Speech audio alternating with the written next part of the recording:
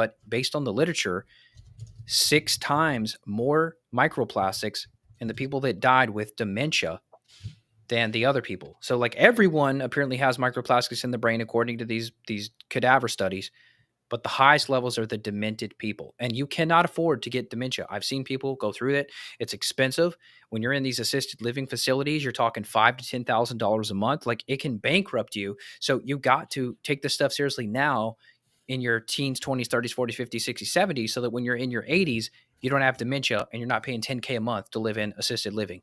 And the sad thing is too, 90% of all healthcare costs come at the last 10% of life. That is just the most sad thing about it.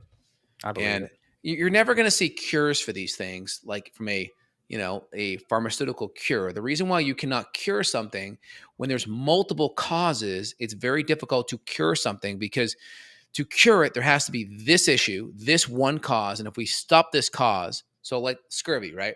Scurvy is going to be caused by low vitamin C. You have to have very, very low levels. So if I give someone vitamin C, right, outside of the fact that, maybe they have Crohn's or ulcerative colitis and there's massive blood in their stool, outside of that, kind of malabsorption available, you cure scurvy. But when it comes to these multi-system, multifactorial, meaning there's multiple parts of your physiology that's being stressed out to create these type of symptoms, plaquing of the brain, excessive oxidative stress, neurological dysfunction, inflammation, whatever, right? Microglial activation, whatever it is, there's so many other systems at play that are being impacted.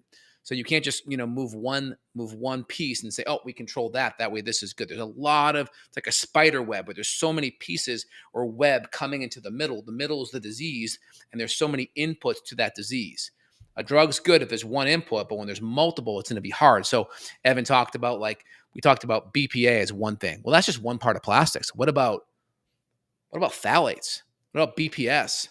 What about other microplastics and nanoplastics? What about glyphosate?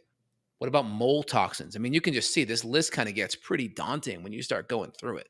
And that's why I'm just like, focus on the inputs that you have control over: air, water, food storage, and then water storage.